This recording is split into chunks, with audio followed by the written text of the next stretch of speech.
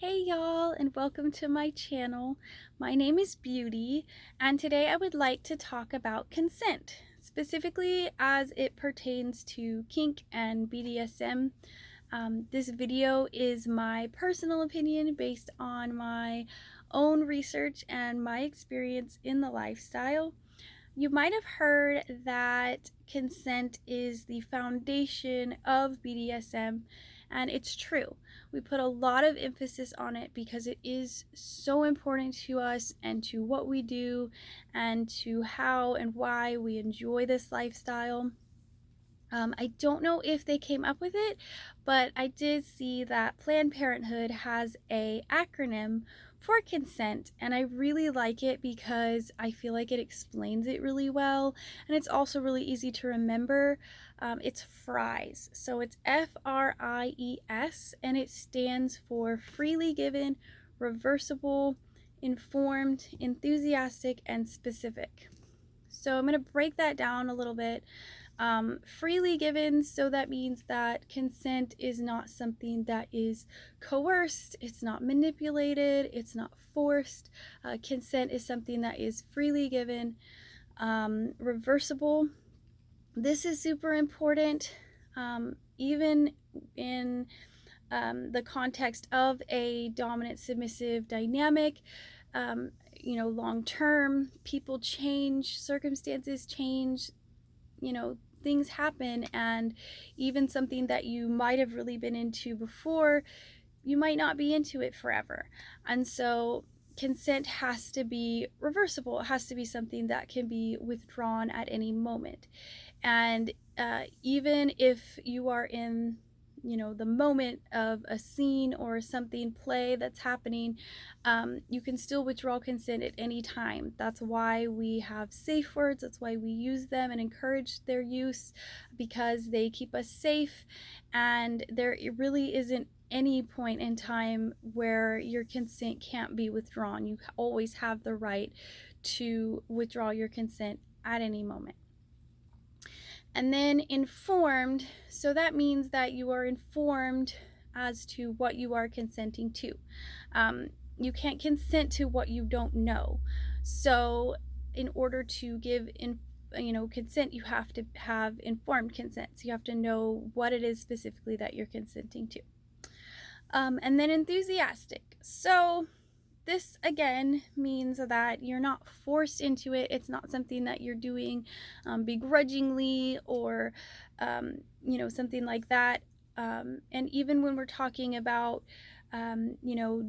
DS dynamics that are service based, because there's nothing like inherently like sexy or fun or whatever about service submission. If we're talking about things like making meals and washing dishes and stuff like that, but it's something that you negotiate in the beginning of a dynamic, and so you consent to it as a part of the dynamic moving forward. And specific, so consent is specific to that particular activity, that moment in time, that part of the body, that toy, that implement, whatever it is, it's specific to that thing and that moment in time. So wrapping all this together, consent is basically, you ensuring that you are giving permission to engage in that particular activity, or as it pertains to a DS relationship, that you are consenting to your role and how the dynamic is to be structured. So you are consenting to being a dominant, or you are consenting to being a submissive, and what that entails, and that's what you're giving consent to. It's not just applying consent to kinky play and all that kind of stuff.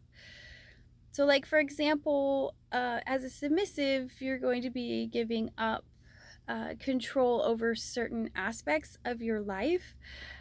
So for example, some submissives have their dominant in control of their finances. But that doesn't mean that just because someone is a dominant that they get to control your finances. You still have to consent, and you still have to negotiate that as part of your dynamic if that's what you want. They can't just walk into your life and be like, I'm a dominant, I'm going to control your money now. Like, that's not how that works. And it has to be specific, and it has to be something that you consent to. So if consent is not given, that's it. It stops. No going forward. Everything stops and ends, and you do not proceed. You don't pass go. Don't collect $200. Like, full stop. And if you have to guess at any point, so if you're unsure and you're like, I think they consented to it, like, then you just have to assume that they didn't consent to it, and so you have to stop and you have to ask specifically. You can't just move forward with the assumption that they have consented to it if they didn't. And so, it's always worth it to stop and verify. And consent goes both ways.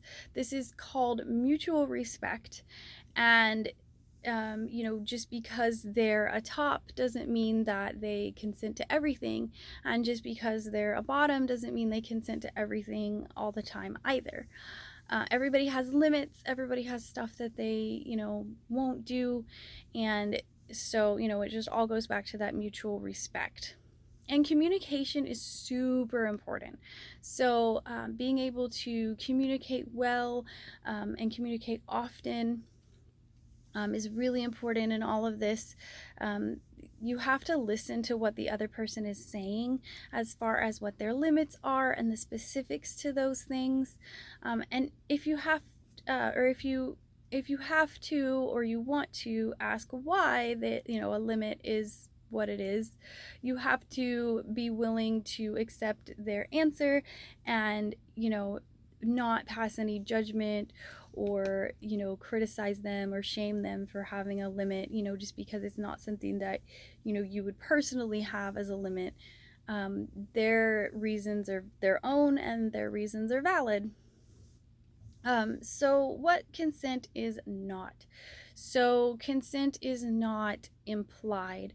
So just because they like one thing doesn't mean that they'll like another thing, or just because whatever it is related to what you're doing in the scene doesn't mean that they automatically consented to it. So a good example of this would be, say you're in the middle of a wax play scene and the wax drips somewhere, and you remember that you never got their consent to remove wax from that particular area of the body. You have to stop and you have to ask them if it's okay for you to remove the wax from that part of the body, because you don't have permission to just go ahead and remove it just because you're in the scene and it's related to what you're doing. It's probably going to disrupt it a little bit, and it might be a little bit awkward, but it's worth it to stop, and you're better off stopping, getting that consent, and proceeding, than you are if you violate somebody's limits, you violate their consent, and you violate their body. And then consent is not consent if it's by omission. So just because they left it off of their hard limit checklist doesn't mean that they automatically consented to it. I mean, they might not even know that thing like existed or that it's an option. And so just because they left it off of there doesn't mean that it's just like, oh well, then they automatically are okay with it.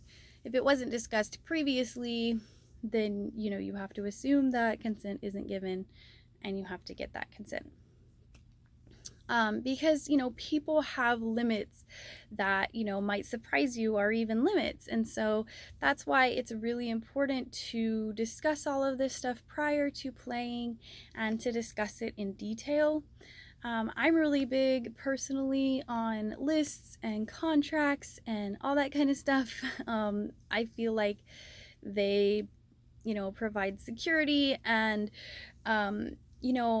it doesn't have to be anything elaborate. It doesn't have to be like this like long drawn out contract or whatever if you don't want it to be, but I feel like it's just a good idea to have your limits written down somewhere, even if it's just like a piece of paper that you give to them, something that they can refer to so that they know, what your limits are. I feel like that's just important to keep you safe.